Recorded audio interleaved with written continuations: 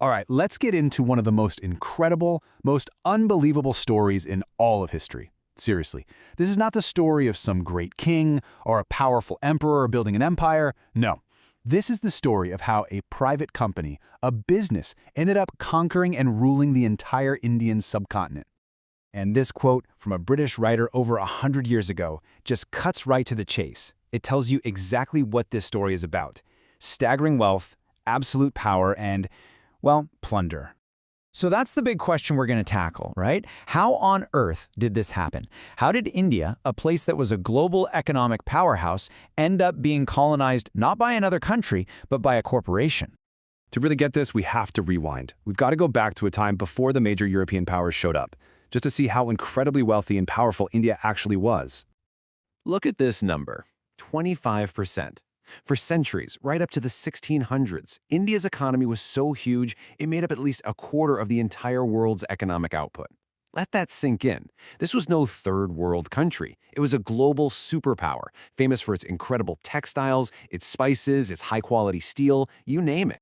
And you can probably guess what happened next. That kind of wealth, it gets noticed. And pretty soon, it kicked off this mad dash among European nations. The race for India was on. First, you had the Portuguese showing up at the end of the 1400s. Then came the Dutch, then the French, and of course, the English. They all scrambled to set up these little trading posts along the coast, each one desperate for a piece of the action. It was a total free-for-all. But here's the thing. One of these players, the English East India Company, wasn't just there to trade spices. Oh no, they had much, much bigger plans. And this is where the whole story just takes a wild turn. You have to understand, the East India Company was not your typical import-export business. It had a royal charter from the Queen of England, which gave it these unbelievable powers, including the right to have its own private army, a heavily armed professional army. This was a corporation that could literally wage war. And they used that army with this brilliant and completely cynical strategy. They didn't try to conquer India all at once. Instead, they perfected the art of divide and rule. They'd look for local Indian princes who were already fighting each other, pick a side, offer their military muscle, and once their guy won, well, they'd suddenly be the ones calling all the shots. The real power behind the throne. The Battle of Plassey is the classic example of how they operated. We think of it as this huge, decisive battle, but honestly, it was more of a conspiracy than a conquest. The company's guy, Robert Clive, cut a secret deal with Mir Jafar, the commander of the other army. When the battle started, Mir Jafar and his troops basically just stood there and watched, handing the company an easy victory and control over Bengal, the richest province in all of India. They also had these sneaky political tools, like something called the Subsidiary Alliance. It sounded great on paper. An Indian ruler signs up for British protection. The catch? The ruler had to pay for the British army stationed in his kingdom. So Indian rulers were literally forced to pay for their own occupation. It was, as one person called it, an empire on the cheap. Now, for the company's investors back in London, this strategy was a massive success. But for the people of India, the cost was absolutely catastrophic. Just take a look at this. This painting was actually commissioned by the East India Company for its main office in London. It's just pure propaganda. You've got Britannia, the symbol of Britain, looking all powerful, while this submissive version of India literally kneels down to offer her jewels. It tells you everything you need to know about the colonial mindset. This wasn't trade, it was extraction, just dressed up to look like a gift. And the amount of wealth being extracted was just off the charts. The American historian Brooks Adams saw a direct connection.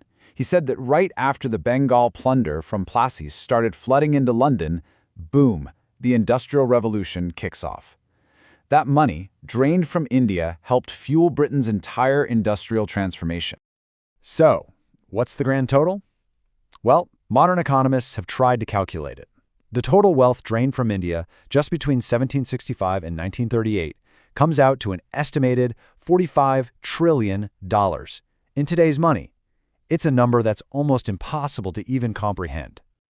But the human cost? That was even worse. Just a couple of years after the company took over Bengal, there was a drought and the crops failed.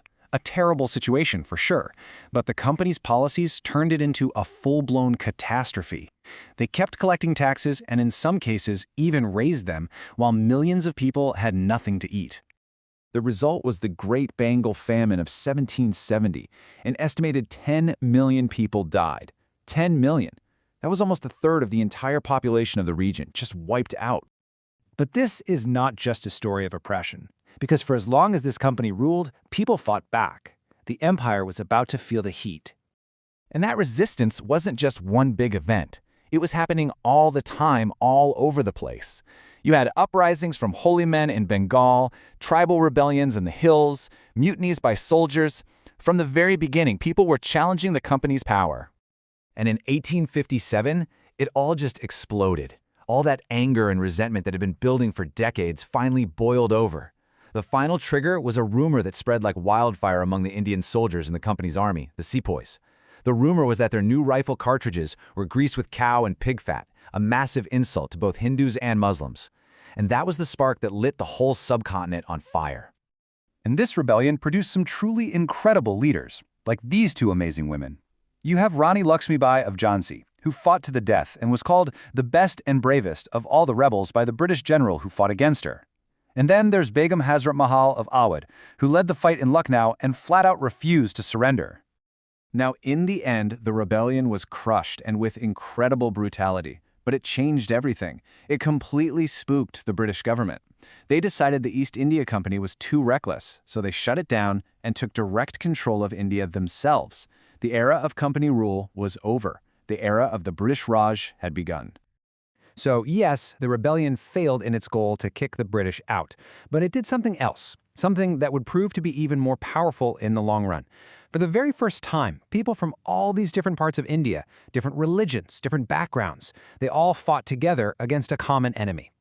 It was the bloody, violent birth of a shared idea of being Indian, and that idea, well, 90 years later, that idea would finally win freedom.